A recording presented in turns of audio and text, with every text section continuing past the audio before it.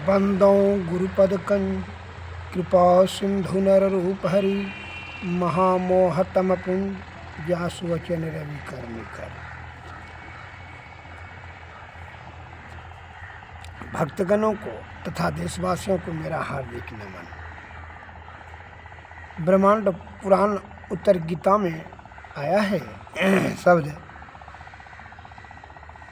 अमात्रम शब्द रहितम स्वरव्यंजन वर्जितम बिंदुनाद कलातीतम यस्तम वेद स वेदवित। अर्थात जो परमात्मा को हर्ष व दीर्घ प्लुता आदि रहित स्वर व्यंजन आत्मक वर्णों से अतीत एवं बिंदु तथा नाद के परे कहकर जानते हैं, वे ही वेद का तात्पर्य जानते हैं। जो ईश्वर को हर्षवा दीर्घ और लुप्त आदि रहित है, स्वर व्यंजन, न स्वर है न व्यंजन है, कोई वर्ण नहीं, आत्मक वर्णों से अतीत ऊपर और बिंदु तथा नाद के भी परे जानते हैं, उसे ही क्या कहते हैं, वे ही वेद का तात्पर्य न अर्थ को समझ सकते हैं। यह साधारण बात नहीं है कि सभी को वेद का शाब्दिक अर्थ समझ सकेगा, नहीं समझ सकेगा।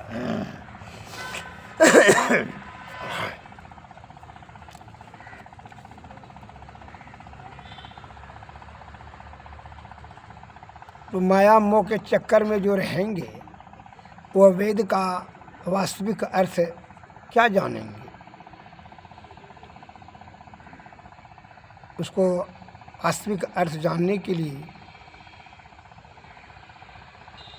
तो माया विषय से परे न उठना होगा। विषय के अंतर्गत में जब विचार चिंतन करेंगे तो वेद का अर्थ थोड़ी जान लेंगे, नहीं समझ सकेंगे।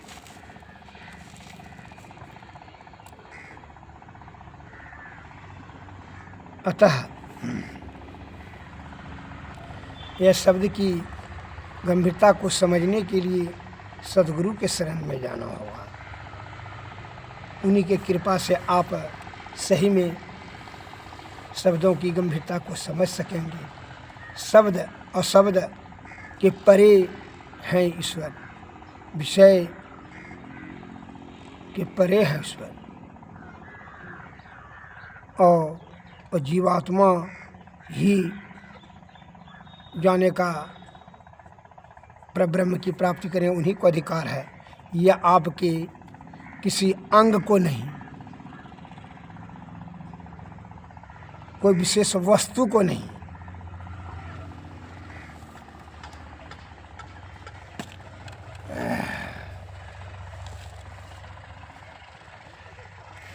अमूल्य जीवन को बर्बाद न करें। निष्कपट और निश्चल शुद्ध चित्त आत्मा से पवित्र भाव को रखते हुए सतोगुण में रहें, सदाचार का पालन करते हुए ईश्वर का ही ध्यान करें, सदैव ईश्वर प्राप्ति करने के बारे में ही प्रयत्न करते रहें। यही सबसे बड़ा कार्य है आपका इस संसार में। और विषय का चिंतन करेंगे, विषय में सुख खोजेंगे तो वही सुख जो है अंत में दुख का महाकारण बनता है। इसलिए संत महात्मा लोग कहते हैं कि अपना यह अमूल्य जीवन को बर्बाद न करें, नष्ट न करें विषय के चक्कर में फंस कर। अनंतः नहीं तो क्या होगा कि मायाबद्ध होकर के ये जीवात्मा को अनेक काल तक दुख सहना पड़ेगा। मैं एक उपमा देता हूँ। बहुत से बुद्धिजीवी भी विषय में आसक्त होकर के विषय तक को सोचते हैं और उससे ऊपर उठ ही नहीं सकते हैं। एक राज्य में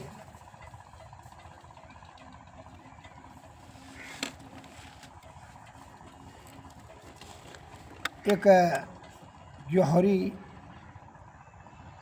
हीरे का हार लेकर के आया और कहा जो सही सही उस राज्य में दरबार में वह घोषणा किया कि जो सही सही आपके राज्य में जो विद्वान जौहरी है, अगर इसका की सही कीमत बता देगा तो हम जानेंगे कि आपके राज्य में भी विद्वान है, अन्यथा हम नहीं जानेंगे कि जो है आपके राज्य में कोई विद्वान है।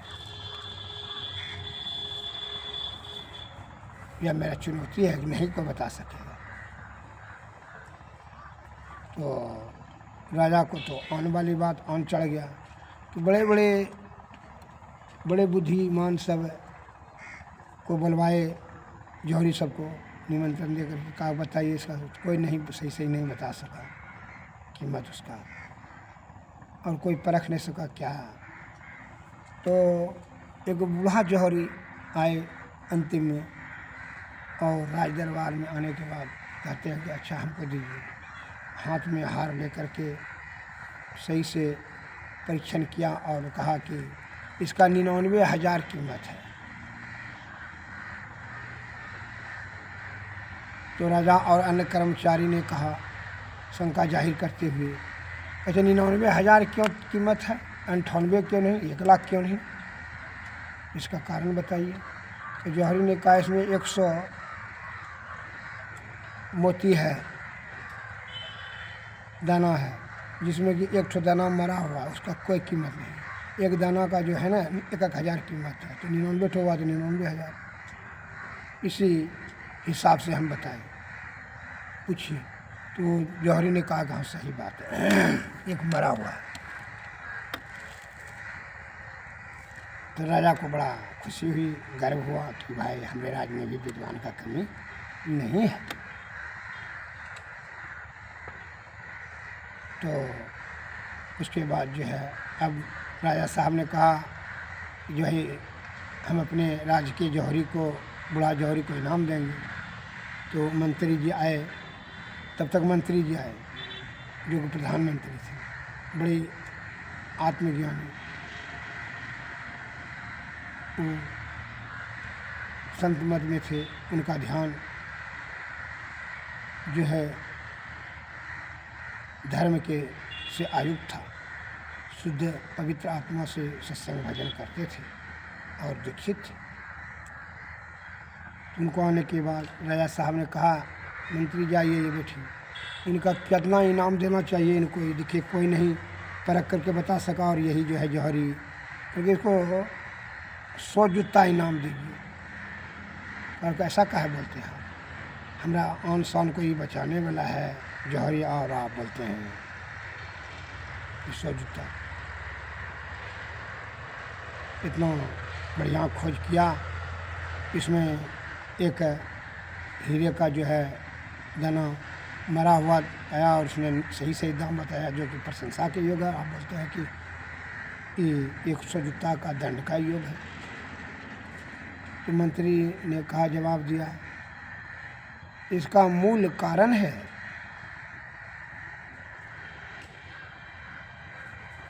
कि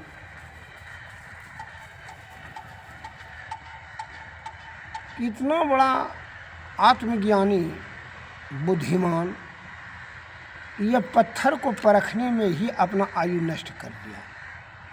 यही बुद्धि अगर यदि ईश्वर प्राप्त करने में लगा देता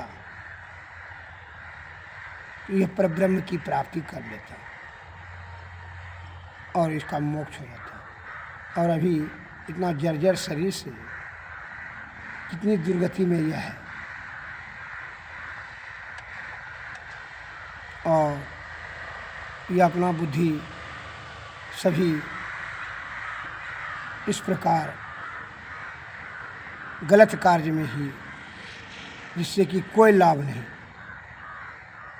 इससे क्या राज का भला होगा और इसका क्या भला होगा, यही ज्ञान इसको ईश्वर प्राप्ति करने में लगाना चाहिए।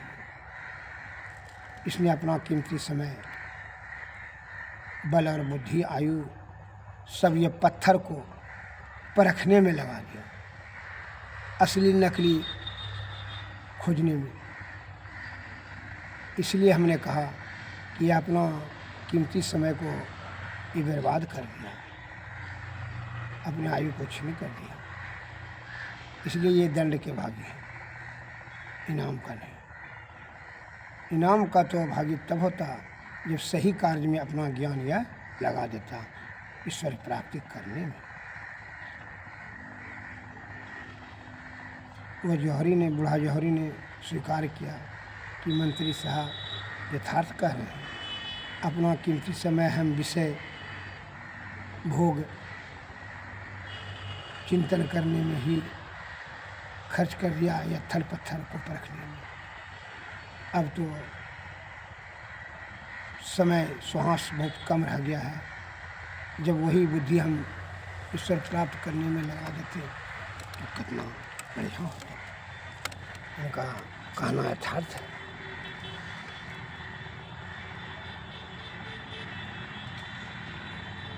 वह बड़े निराश और मायूस होकर के वृद्ध को राजा साहब ने दान देने लगे, लेकिन कहा कि हम अब लेकर क्या करें, अब धन लेकर के क्या करें, जब ही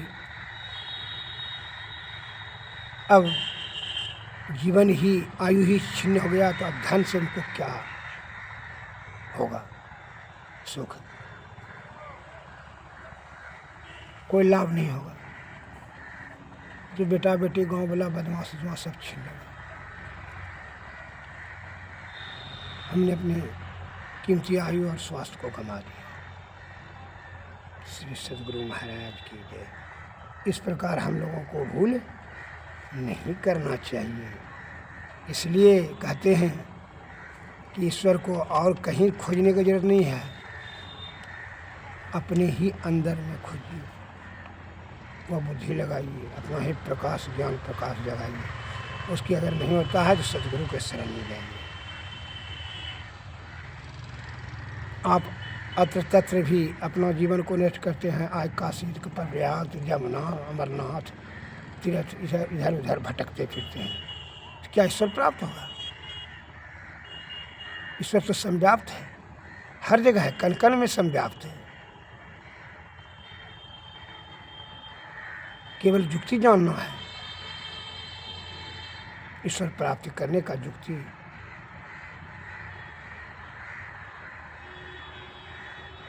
मैं एक उदाहरण देता हूँ। एक बुढ़िया जिंदगी भर कमा करके एक सोना का अंगूठी बनाई। अंधार घर था, झोपड़ी उपड़ी का घर, बड़ी शौक से बनाई, जिंदगी भर का पूंजी था अंगूठी। तो बुढ़िया थोड़ा सूख गई, खाना पीना के अभाव में, तो अंगूठी ढीला हो गया तो गिर गया झोपड़ी में। अंधार घर था, खोजते खोजते परेशान नहीं मिला।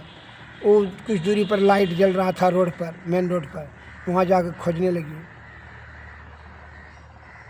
तो उधर से सब सज्जना एक विद्वान ने कहा, क्या करके अंगूठी खोज रहे हैं? तो हम बूढ़ा आदमी है, मन में सोचा कि उपकार कर देते हैं। खोजने में 1 घंटा परिश्रम लगाया, खोजा नहीं मिला। क्योंकि कहाँ पर तुम्हारा खोया था? अंगूठी मिलता नहीं है। कहा तो घर में खोया था। कि बुढ़ ले ली बुढ़िया, कब तो बुड़बक है, झूठ मूठ का तू परेशान हो रहा है और हमको भी परेशान कर रहा है। अरे जब तुम्हारा घर में अंगूठी खोया था तो यहाँ क्यों खोज रहे? क्योंकि वहाँ लाइट का साधन नहीं, प्रकाश नहीं। क्योंकि प्रकाश का साधन वहाँ करो। बुड़बक कही की, बुड़बक महिला हाँ हैरान करती है खड़ी। वहाँ न प्रकाश का साधन करे, वो झोपड़ी ना वहाँ मिलेगा ना अंगूठी, जो जहाँ खोया वहाँ नहीं मिलेगा। व्यर्थ में तुम अपना भी समय नष्ट करना और अपना। इसलिए कहता अंधरो गुरु और बहरो चोला नरकोम करो, दोनों ठेला में ठेला। ईश्वर को कहाँ खोजना चाहिए? किसी ने कहा तुम जो है अत्र तत्र भटकने से ईश्वर प्राप्त होगा, कहीं नहीं। सब तो अंदर में ही बताए हैं। हमारे गुरु महाराज ने कहा है ईश्वर कहाँ मिलेगा? अपने अंदर में। उनकी वाणी में आया है सब, उनकी विधि है। युग नेत्र की किरण को अस्थिर करो रे भाई, युगधार की मिलन से ज्योति जगेगी भाई। ज्योति में सर्वे व्यापक गुरु गम से सुनो भाई। सूरत ने शब्द को खींच कर देगा प्रभु से मिलाई। जिम दूध के मथन से निकले घी जतन से, तिम ध्यान के लगन से परब्रह्म को निहारो।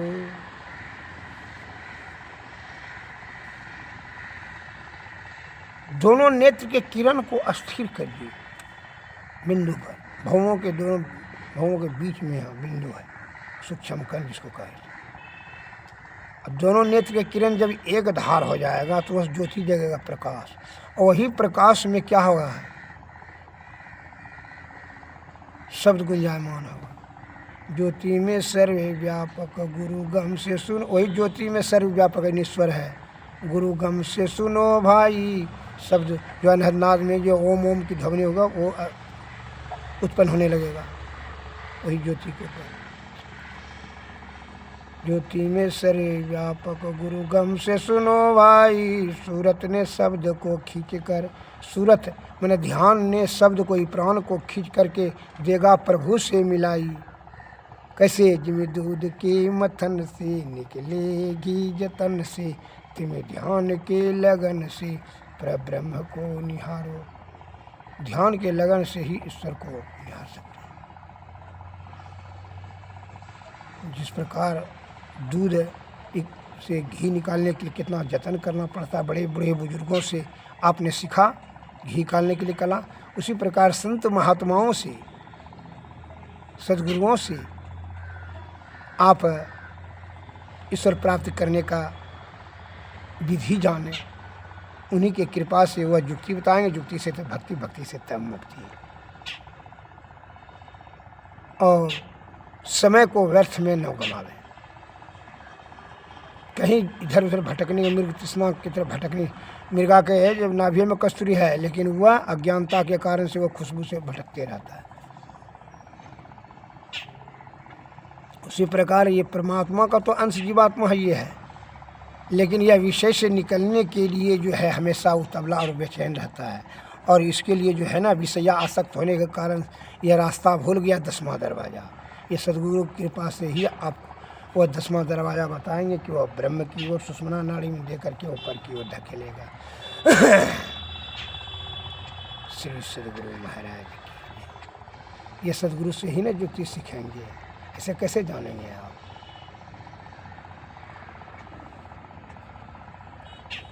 श्री सद्गुरु महाराज की जय। श्री सद्गुरु महाराज।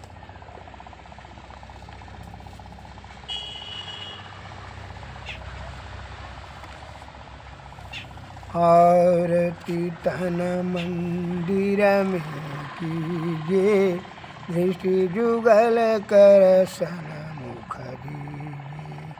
चमक बिंदु सूक्ष्म यति जल, ब्रह्म ज्योति अनुपम लख लीजिए। जगमग जगमग रूप ब्रह्मंडा, निरखी निरखी ज्योति तज दीजिए। शब्द सूरत या व्यास सरल तर, करि करि सार सवद गहि दीजिए।